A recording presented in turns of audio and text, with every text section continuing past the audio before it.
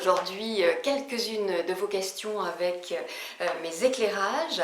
Alors on commence tout de suite avec la première question qui revient souvent en fait, qui est comment distinguer un lien de flamme jumelle et un lien de dépendance affective. Alors d'abord je veux rappeler qu'il y a des signes très distinctifs à un lien de flamme jumelle. Vous trouvez ça ici ou là, il ne s'agit pas de s'enfermer dans des cases mais d'avoir effectivement des points de repère. Et puis il y a une part en vous qui sait, et c'est ça le plus important en vérité, parce que les validations extérieures restent extérieures et que si vous avez ce doute qui persiste, je le dis souvent, eh bien il va être limitant à un moment donné. De valider intérieurement, c'est très important, c'est la première étape puisque c'est celle qui permet effectivement d'avancer des deux pieds sur ce chemin d'évolution, ce chemin de flamme jumelle. Donc c'est important déjà de faire la validation en soi. En ce qui concerne la dépendance affective, pour moi il n'y a pas de relation de dépendance affective. La dépendance affective, c'est une attitude, c'est une blessure qui se manifeste et peu importe finalement la nature du lien, que ce soit un lien d'âme sœur, un lien de flamme jumelle, bref, c'est en fait l'autre vient réveiller ce qui est à guérir en soi, en vous.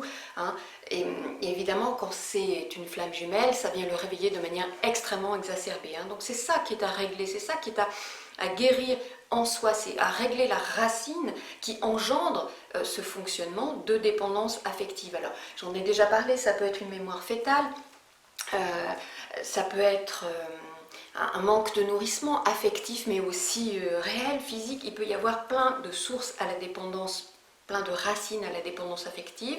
Donc régler ça et ensuite, la nature du lien, c'est la nature du lien, mais c'est autre chose. Effectivement, la dépendance affective peut s'activer dans un lien de flamme jumelle ou pas. Ça dépend si ça fait partie de vos parts à traiter, de vos parts blessées. Voilà pour la première question. La deuxième, alors, qui est une question à multiples questions, en fait, qui est vraiment très intéressante parce qu'elle soulève un certain nombre d'éléments. Donc je vous la livre telle qu'elle, elle est un petit peu longue et du coup la réponse va être en fonction de ça aussi. La personne dit: j'ai donc expérimenté de nombreuses voies spirituelles différentes jusqu'à ce que je réalise aujourd'hui que cette volonté de savoir a également pour origine mon ego. Celui qui serait prêt à tout pour arriver à cette unicité intérieure, mais dans le but d'être reconnu par ma flamme jumelle et uni à lui. Mais voilà, persévérer dans ces soins et autres stages de retour vers soi ne sont-ils pas à nouveau un manque de lâcher prise? Si je lâche prise sur ce lien de flamme jumelle, si mon but n'est plus la réunion mais l'évolution de l'être, pourquoi encore aller vers quoi que ce soit? Si j'ai confiance dans le fait que tout arrive au bon moment et pour les bonnes raisons, toute curiosité spirituelle ou aide énergétique, etc. n'est-elle pas vanité? Cela n'est-il pas à nouveau de l'orgueil déguisé? Vouloir développer mes perceptions à l'aide de personnes plus éveillées, dans l'intention d'accélérer mon processus d'évolution, est-ce vraiment de la sagesse? Ou est-ce normal pour une flamme jumelle? Ne suffit-il pas d'arrêter de se mentir à soi-même et de se laisser porter par la vie en restant aligné verticalement et ancré dans la matière? Il semble que l'autre flamme jumelle revienne quand on n'apprend plus rien sur soi par soi-même. Sa mission est donc accomplie à partir du moment où on se reconnecte au soi. Alors, vous entendez qu'il y a plein de choses. Je vais reprendre dans ma vision, à partir de là où j'en suis, les différents éléments. On va segmenter un petit peu. Donc la personne demande si la volonté de savoir a une origine égotique. Moi j'ai envie de répondre évidemment, oui. Savoir, c'est une manifestation de l'ego. C'est expérimenter et incarner, je le dis souvent, qui est affaire de l'essence. C'est bien différent. L'ouverture de cœur ne se décrète pas. Ça ne s'apprend pas non plus. Elle se forge, elle s'expérimente, cette ouverture de cœur. Elle s'éprouve même. Pas plus que l'ouverture réelle, et j'insiste sur réelle, de conscience. C'est la même chose, qui n'est pas l'ouverture réelle de conscience, ça n'est pas accumuler des connaissances, des informations, des techniques. J'avais parlé de ça dans une vidéo où je disais que c'était comme regarder un documentaire sur un pays. C'était intéressant, c'était apprendre des choses, mais ça n'était pas expérimenté. On ne ressentait pas émotionnellement, on ne ressentait pas les odeurs, on ne rencontrait pas les gens, il n'y avait pas d'expérience directe. Hein, vous voyez, eh bien, j'avais fait ce parallèle pour dire que c'était la même chose. Pas plus que les capacités extrasensorielles, je le dis régulièrement, sont pour moi un savoir-faire et non pas un savoir-être. C'est-à-dire que c'est pas du tout une garantie d'ouverture de cœur que d'avoir des capacités extrasensorielles qui se manifestent. Hein. Alors ensuite, donc je reprends, oui, en fait tout est question d'intention. Hein. Parce que comme si c'est dit ici, le but de la démarche, elle est la réunion, hein, ce que dit la personne. Alors c'est un but vicié. Si le but de la démarche d'évolution, c'est la réunion, c'est un but vicié, c'est comme une stratégie, hein, si vous voulez. Je vais bien travailler et donc je vais recevoir un bon point, un bonus, un cadeau. Hein. Plutôt, vous voyez, c'est différent que de s'inscrire dans une démarche de s'honorer soi-même, de s'honorer soi-même en prenant soin de son évolution personnelle. C'est quand même assez différent. Et de le faire sans motif extérieur, sans carotte, hein, d'une certaine façon. Parce que la spiritualité, c'est pas un but. C'est pas un état non plus, c'est selon moi un moyen pour se retrouver soi-même, c'est-à-dire révéler la richesse de notre cœur. Hein, c'est vraiment ça, c'est faire la rencontre en soi de l'humain et du divin. Hein, c'est de cet ordre-là. Alors ensuite, pour continuer à décortiquer, la personne dit être sûr que tout arrive au bon moment. Voilà. Alors, être sûr que tout arrive au bon moment, ça ne veut pas dire entrer dans la passivité. Hein, c'est pas ça du tout. Là, c'est un coup de l'ego. Hein. C'est vraiment être un acteur de la foi, cette foi agissante, hein, le cœur au bout des mains, comme je le dis parfois. Hein.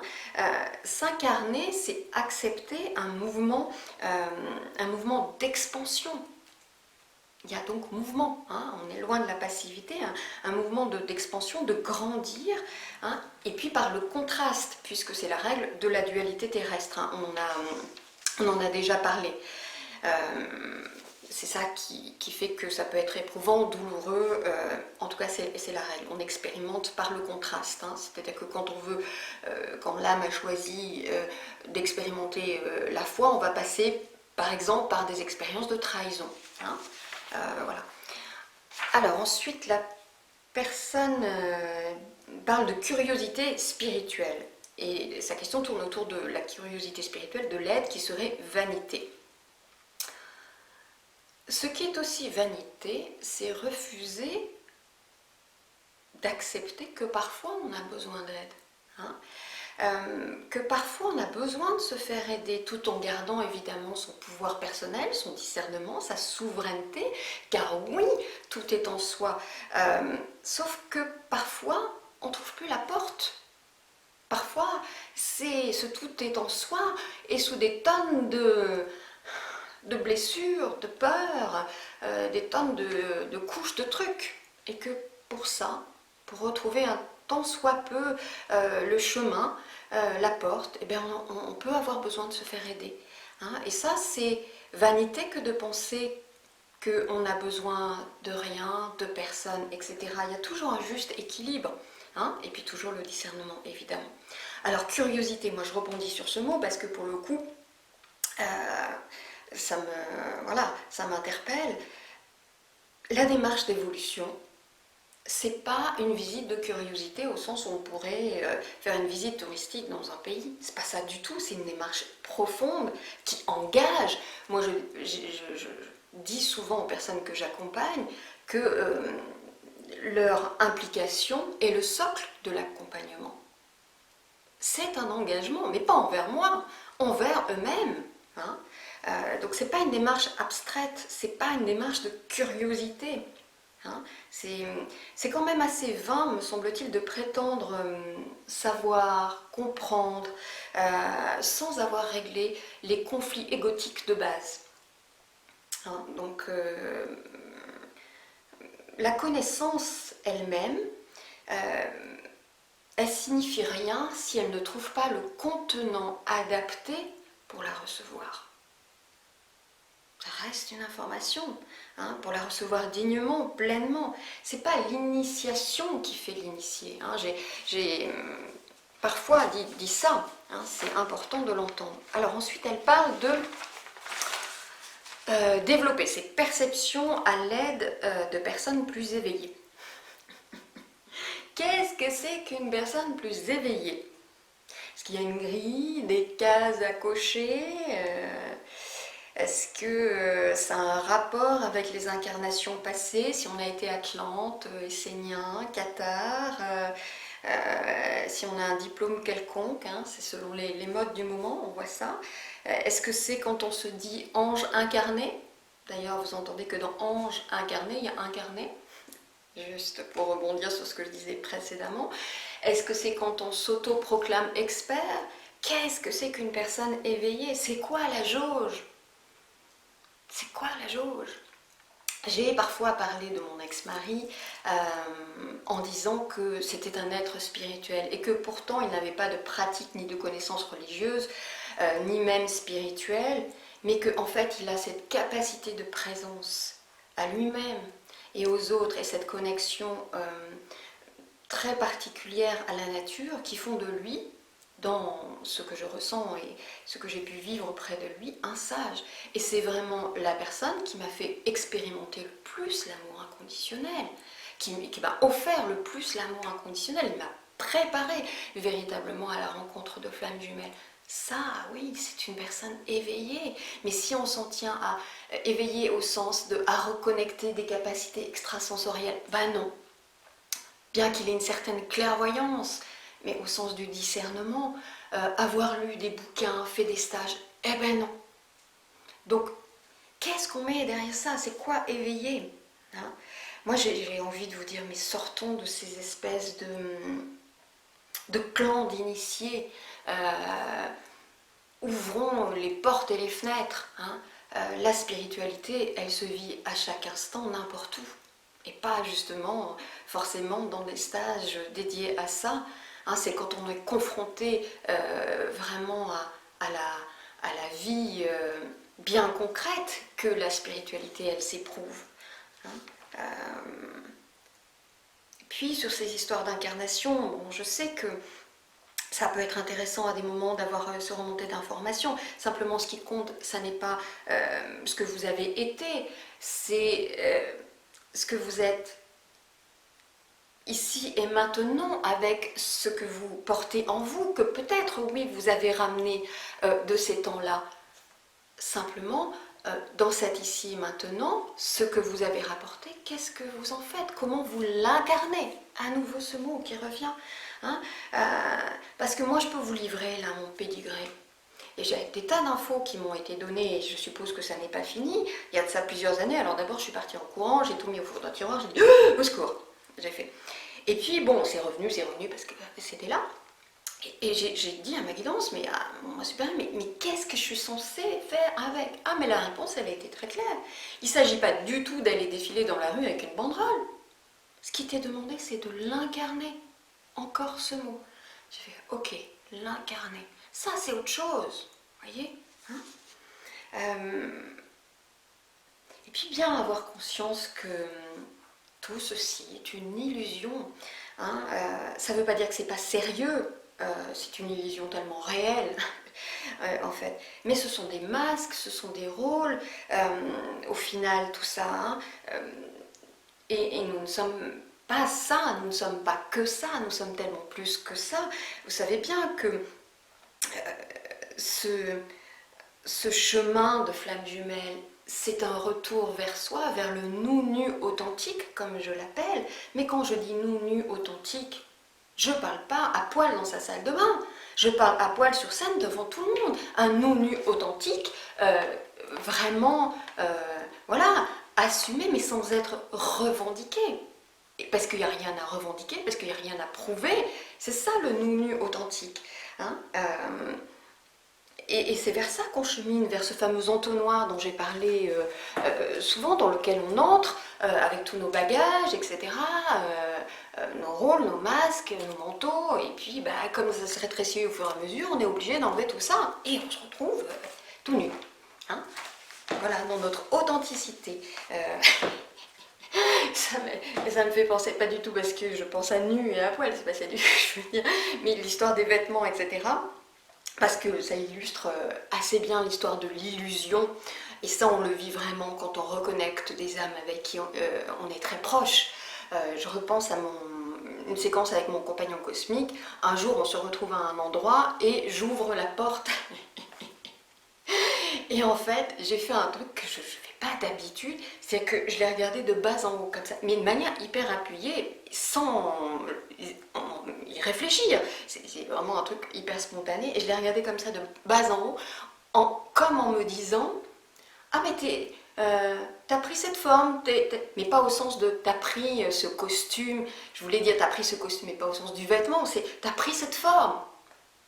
Ah tiens, voilà, t'as pris cette forme parce que je voyais sa lumière, je voyais son authenticité, son essence, et que pour le coup, là, tel qu'il se présentait devant moi, peu importe la façon dont il était habillé, c'était juste un costume, son rôle, etc. Tout ce qu'il était, c'était une représentation. Et donc, lui pouvait penser la même chose de moi, bien évidemment, en disant tiens, cette fois-ci, t'es pas noire, ah, tiens, cette fois-ci, t'es pas une princesse, mais si, mais que dedans, en fait. Voilà. Donc, tout ça n'est qu'une illusion. Revenons à nos moutons et cette question multiple. Hein, donc, attention à ça. Ensuite, la personne dit il suffit de ne plus se mentir à soi-même. Mais oui, voilà l'hyper-conscience. Ne suffit-il pas de ne plus se mentir à soi-même? Oui, c'est ça, c'est ça, c'est ça. Alors, je vais juste dire que quand même, toutes ces questions, c'est aussi l'ego qui les pose. Quand même, aussi. Vous voyez à quel point il est fin. En fait, il est partout. Hein, mais c'est pas grave, il nous accompagne tout au long de notre incarnation, c'est la coloration, c'est notre personnalité. L'idée, c'est qu'il ne tienne pas les rênes, je l'ai déjà dit. Mais là, c'est aussi lui qui se manifeste à travers ces questions qui sont super intéressantes. Hein. On est d'accord, légitime, c'est très très chouette, ça fait aller dans plein de directions. Et encore, c'est très partiel, hein, ce que je peux en dire là. Mais souvenons-nous que l'ego, il n'a aucun intérêt à notre évolution. Hein, et encore moins à notre progression sur ce chemin de flamme jumelle. Et ça, on le voit bien quand on connaît des moments de fusion. Certains d'entre vous qui ont connu ça le savent. On le vit la plupart du temps, ces moments de fusion qui durent quelques secondes, quelques minutes, dans la relation intime, hein, au moment de la sexualité, où on devient un. Mais vraiment un. Et ensuite, évidemment, on a deux corps, donc on est deux personnes distinctes, hein, donc on redevient bien deux. Et derrière ça, généralement, l'ego, dans les heures, dans les jours qui suivent, a un mouvement de balancier hyper violent, donc complètement dans l'autre sens, parce qu'il s'est senti mourir. Et donc là, il y a généralement un moment de rejet chez les deux ou chez l'un des deux, quand on a vécu cette séquence de fusion. Parce qu'il est mort à ce moment-là, pendant les quelques secondes ou minutes que ça a duré, il s'est senti mourir. Et donc c'est alerte rouge. Donc après, il reprend le contrôle et on part dans des trucs qui sont souvent assez violents. Ensuite, et c'est pratiquement la fin, cette personne dit, donc la flamme jumelle ne revient que quand on n'apprend plus rien sur soi. Plus rien. Alors déjà, on va un petit peu s'ennuyer jusqu'à la fin de notre incarnation si on n'apprend plus rien. Qu'est-ce qu'on va faire? Qu'est-ce qui va se passer?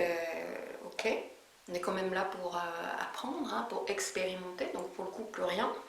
Il peut y avoir des temps de pause, des temps d'intégration, etc. Ok, mais apprendre plus rien. Alors ensuite, le retour de l'autre, parce que j'entends ça hein, parfois, et puis ces derniers temps, je l'ai entendu plusieurs fois, le retour de l'autre n'est pas soumis à si on a fait du bon travail ou pas. Ça, c'est une stratégie, hein, je l'ai dit au début. Parce que sinon, quel serait son pouvoir personnel? Et puis, quelle responsabilité pour celui qui a donc travaillé, supposant que l'autre ne fait rien, ne fiche rien, Peut-être qu'ils travaillent d'une autre façon, hein, en fait. Hein. Puis je vous rappelle que tout ça, ça a été choisi, la répartition des rôles. Hein. Et puis, donc, quelle responsabilité pour celui qui bosse, donc, et quelle culpabilité aussi potentielle hein, qui peut en découler, parce que, du coup, si l'autre ne revient pas, ça peut donner, j'ai pas assez travaillé, pas assez bien, pas assez fort, pas assez comme il faut, etc.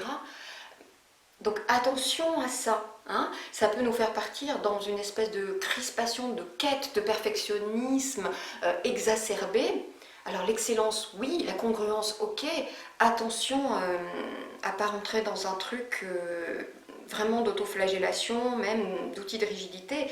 C'est vrai que l'effet miroir nous donne des indications, ce que j'appelle aussi le paquet de linge sale, nous donne des indications si on a encore des choses à bosser. C'est-à-dire que si on continue d'être dérangé, touché par des choses, bon, ça veut dire que le travail n'est pas terminé. C'est ok, mais il y a toujours une mesure. Il ne s'agit pas de ne rien faire, comme on l'a vu tout à l'heure, ou de travailler à outrance. Il y a un juste équilibre. Et puis, il y a des moments qui sont plus laborieux, enfin, qui sont plus dans le labeur que d'autres. Hein. Donc, attention à cette histoire de « il ne revient pas à cause de moi, j'ai pas assez bossé, c'est ma faute Voilà. Hein, je vous rappelle que quand même il y a un accord d'âme qui s'est fait sur l'expérimentation, sur la réunion ou pas, sur la contribution, sur l'agenda de chacun. Vous ne savez pas ce que vous ne savez pas. Hein. Du coup, ça me donne envie de rebondir, alors assez vite parce que du coup la vidéo est déjà un petit peu longue et j'ai encore une autre question, sur cette histoire de... vous savez, c'est cette étape là qui circule partout sur internet. Alors j'aime pas bien les cases et les plans, c'est des panneaux indicateurs, faut pas s'enfermer là-dessus. Des fois je le vois, les gens me disent ah oui je suis dans telle étape, etc. Attendez, tout est beaucoup plus ouvert que ça et beaucoup plus flou aussi d'une certaine façon, mais je veux rebondir sur cette histoire d'étape 5 dont je ne sais plus le nom. Moi je l'appelle l'étape de l'abandon et de la foi, hein, l'abandon au sens de la foi. Et là, on y arrive quand justement on a travaillé, qu'on s'est défait de ces blessures égotiques, des mémoires, enfin de tout ce qui peut nous entraver, et on est dans un mouvement de foi, où vraiment on est en paix. Hein. Et derrière, il y a, après, il est censé y avoir l'étape 6 et 7. Je vous rappelle que 6 et 7, on y entre à deux. On est dans l'étape 5, l'autre, il n'est pas là. Il est peut-être encore à l'étape 3 ou 4, on n'en sait rien, enfin, il est là où il peut, il a son agenda. Qu'est-ce qui se passe? On peut y rester un sacré moment. Elle est éprouvante, cette étape 5, parce que justement, c'est notre foi qui est éprouvée. C'est notre amour inconditionnel qui est éprouvé. Parce que peut surgir le doute de ce que je disais il y a un instant, j'ai pas assez bossé, l'autre il n'est pas là, il vient pas, qu'est-ce qui manque, qu'est-ce que je peux encore faire?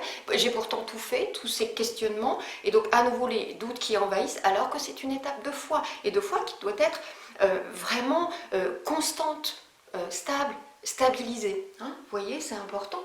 Et puis c'est aussi une étape d'amour universel inconditionnel, de ne pas juger là où l'autre en est, et puis d'être dans cette capacité d'accueillir son rythme et d'avoir ce que j'ai déjà appelé dans une vidéo la permissivité positive. Par exemple, quand il prend un chemin que l'on peut qualifier par exemple de destruction ou d'autodestruction, hein, d'avoir ce mouvement d'ouverture de cœur. Et donc cette étape 5, elle est vraiment tout à fait cruciale, c'est comme une croisée des chemins. Et on en est là, parce que souvent on se raconte pas mal d'histoires, je le vois de temps en temps, hein, ça y est, j'ai bossé, j'y suis, j'ai plus rien à faire, machin, et l'autre il va forcément revenir, on y reste hein, dans l'étape 5, hein, parce que notre foi, elle n'est pas bien stabilisée, et donc... Voilà, c'est une étape où on est vraiment éprouvé. Hein. Donc c'était une parenthèse complémentaire à vraiment tous ces questionnements super de la question 2. Donc question 3, alors je me suis un peu perdue dans mes fiches, je reviens. Oui, c'est sur l'écologie personnelle. En fait, c'était du coup des questions multiples qui reviennent souvent autour de l'écologie personnelle. Qu'est-ce que j'entends par écologie personnelle? C'est toutes les questions d'hygiène énergétique, hein, d'une certaine façon, etc. Je veux dire que c'est quand même très important ça, dans un lien de flamme jumelle, parce que souvent d'abord, il est fait de grands 8 émotionnels. Hein. On est traversé par des moments où ça va bien, on est même dans une espèce de frénésie, et d'autres, on est au fond du trou, etc. Donc déjà, c'est important d'avoir une pratique de libération émotionnelle. Je pense par exemple, vous pouvez regarder du côté de, alors il y a plein de techniques, mais je cite celle-là, du docteur Tal Chaleur, hein, qui passe beaucoup par le corps, et ça c'est très intéressant. Hein, donc je vous invite à regarder ça sur internet. Bon, évidemment, vous pouvez faire un travail de libération émotionnelle, mais ça c'est une technique au jour le jour. Hein. Ce dont je vous parle, c'est dans votre quotidien, pour votre écologie personnelle, votre hygiène, comme on se lave les dents tous les jours, plusieurs fois par jour. Aussi distinguer quelles émotions sont les vôtres et ce qui appartient à votre flamme jumelle. Si par exemple vous avez un fonctionnement Dolby Stéréo, enfin une grande sensibilité. Hein. Parfois on peut vivre, c'est notre cas, et je sais que c'est le cas de pas mal de personnes, on peut ressentir les émotions de son autre, donc bien distinguer. Ensuite, c'est de veiller à son ancrage. Alors ça, vous trouvez des 40 000 outils de partout, les racines, etc. etc. Et l'autre jour, j'ai vu Sylvain Didlot le rementionner dans une émission, et c'est vrai qu'il le dit en conférence, moi je l'ai entendu dire. Déjà, il y a un petit truc que vous pouvez faire le matin en vous levant au saut du lit, c'est de tracer une croix sous la voûte plantaire, sous la plante de vos pieds. Donc, pardon, clac, clac, une croix, pourquoi? Parce que c'est autant acter la verticalité que l'horizontalité. Parce que c'est ça, s'ancrer, hein, c'est être effectivement sur Terre et en même temps acter le principe de reliance au céleste. Hein. Et d'ailleurs, c'est en étant correctement ancré que la connexion au céleste est correcte, sécurisée, etc. Donc, un signe de croix sous la plante de vos pieds, de chaque pied, le matin en vous levant. C'est vrai que moi je l'ai testé, je le fais régulièrement, et voilà, et après vous posez bien vos pieds. Et puis son ancrage, c'est aimer son incarnation. C'est d'abord ça. Hein, parce que souvent on peut partir, tellement on est connecté dans les plans subtils, à se percher et à se couper donc du monde concret. Non, la démarche spirituelle, c'est pas celle-là, c'est de profondément le vivre dans son incarnation. C'est un choix que nous avons fait. Donc peut-être allez voir si vous n'aimez pas votre incarnation, si la blessure d'incarnation est à guérir. Il y a la blessure de rejet aussi dans les blessures égotiques qui vraiment parasitent souvent la capacité à aimer son incarnation. Donc vraiment veiller à ça, son ancrage, aimer son incarnation. Aimer son incarnation, ça veut dire quoi? C'est pas seulement ce que je viens de dire, c'est aimer ce qui compose l'incarnation. Manger, boire, voilà des choses très concrètes, hein, un peu épicuriennes, mais c'est aussi ça. Veiller à son taux vibratoire, ça c'est super important, parce que quand la flamme jumelle elle va mal, votre autre va mal, il vient se ressourcer dans les plans subtils et de manière invisible, inconsciente, chez vous. Et réciproquement d'ailleurs, hein, il vient pomper. Donc veillez bien à, alors, prenez pas votre taux vibratoire comme vous prenez votre pouls toutes les 5 minutes, ou la température, hein, il ne s'agit pas de partir là-dedans, mais voilà, de veiller à ça, c'est important, ou même si vous êtes, et c'est important aussi quand